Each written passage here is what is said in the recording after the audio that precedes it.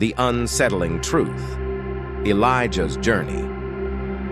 The sky was dark and dry. The crops had withered, and the people of Israel were desperate for rain. But the most unsettling part of this story wasn't the drought. It was that the king and queen of Israel had turned away from the one true God, leading the whole nation into worshiping a false god named Baal. And then came a man who stood against it all, Elijah. Elijah's bold challenge. The evil king Ahab and his wicked wife, Queen Jezebel, ruled Israel with cruelty. They had led the people to worship Baal, the false god of storms and fertility. But Elijah, a prophet of God, was not afraid to speak out. One day, Elijah stood before King Ahab with fierce courage. "There will be no rain in Israel until I say so," he declared, his voice echoing with the power of God. Ahab's eyes widened with anger. "Who is this man to speak against me?" he shouted. But Elijah didn't flinch. He knew that his words came from God, and he turned and walked away, knowing the nation would soon feel the weight of his prophecy. The sky stayed clear. The ground became cracked and dry. No rain came. The land suffered, and the people grew hungry. Ahab, furious and desperate, could not change the course of events. Elijah hides by the brook. Elijah fled into the wilderness. God told him to hide by a brook called Cherith, where he would be safe. The king's men searched for him, but they could not find him. Day by day, ravens brought Elijah food, fresh bread and meat in the morning and evening. The water from the brook kept him alive. Though everything around him was dying from the drought, God took care of Elijah. But soon, the brook dried up. There was no rain in the land. "Go to Zarephath," God told Elijah. "There, you will find a widow who will care for you." The widow's miracle. Elijah made his way to the city of Zarephath. There he saw a widow gathering sticks. She looked thin and weak. Her clothes were worn, and she had no food left. "Will you bring me a little water and bread?" Elijah asked her. The woman turned to him, sorrow in her eyes. "I only have enough flour and oil for one last meal. My son and I will eat it, and then we will die. There is nothing left." Elijah smiled gently and said, "Don't be afraid. Make a small cake for me first, and then make some for you and your son. God will not let your flour or oil run out until the rain returns."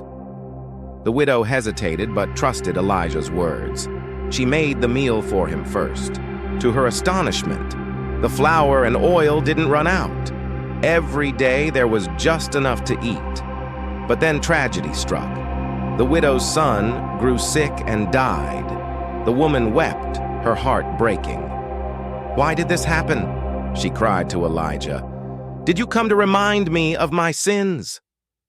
Elijah, moved with compassion, took the boy upstairs. He laid him on the bed and prayed. "God, let this child live again." And God answered Elijah's prayer. The boy's chest rose and fell. He was alive. Elijah carried the boy downstairs and handed him to his mother. "See, your son is alive," Elijah said. The woman's eyes filled with tears of joy. "You are a man of God," she said. "Now I know that the word of the Lord in your mouth is the truth." The showdown on Mount Carmel. Despite the miracles, the people of Israel still clung to their false gods. King Ahab and Queen Jezebel had led them astray, and they refused to repent. Elijah knew it was time to prove who the true God really was. He gathered the people on Mount Carmel, where he challenged the 450 prophets of Baal. "Build an altar," he said, "and pray to your God. I'll build an altar and pray to the Lord. The God who answers with fire will be the true God."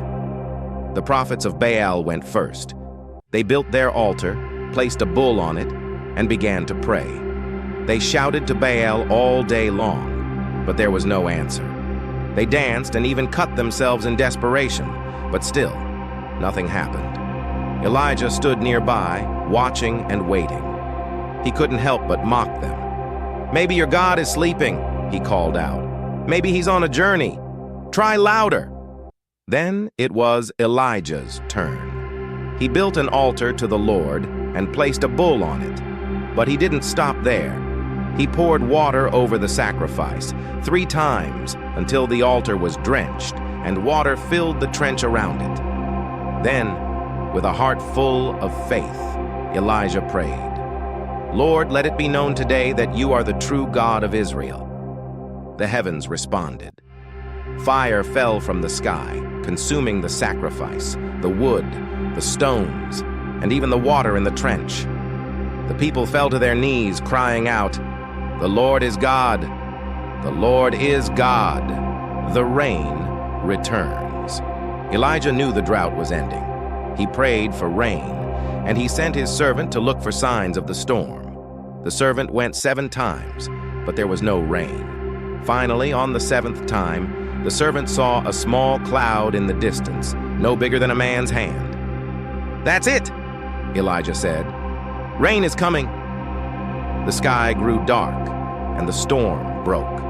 Heavy rain poured down, and the land began to heal. Elijah's fear and God's whisper. Though Elijah had witnessed incredible miracles, he wasn't invincible. Queen Jezebel threatened to kill him, and Elijah ran for his life, terrified. "I can't go on," Elijah prayed, lying under a tree. "Take my life, God. I'm no better than my ancestors." But God did not leave him. An angel appeared, bringing food and water, and told Elijah to rest. Elijah ate, then traveled for 40 days and nights to Mount Horeb, where he hid in a cave. There God spoke to him, not in a mighty wind, or in an earthquake, or in a fire, but in a gentle whisper. "Elijah, what are you doing here?" God asked. Elijah replied, "I have been zealous for you, Lord, but the people have turned away, and I am the only one left." God comforted him, saying, "You are not alone. I have 7,000 people in Israel who have not bowed to Baal." Elijah's departure. After many years of serving God, Elijah's time on earth was coming to an end. One day, he and his assistant, Elisha, were walking together when suddenly a chariot of fire appeared, drawn by horses of fire. It came between them, and Elijah was taken up to heaven in a whirlwind. Elisha watched in awe. My father, the chariots and horsemen of Israel." Elijah was gone, but his legacy lived on. Elisha picked up Elijah's cloak and used it to strike the Jordan River. The waters parted, just as they had when Elijah did the same. Conclusion. Elijah's story is one of incredible courage, faith, and miracles. He stood boldly for God, even when the world around him seemed to reject the truth. From calling down fire from heaven to being taken up to heaven in a whirlwind, Elijah's life reminds us of God's power and faithfulness. No matter how alone or afraid we may feel, God is always with us, guiding us through the storms of life. Just as Elijah trusted in God, we too can trust that He will never leave us. Thank you for watching. Don't forget to like, share, and subscribe.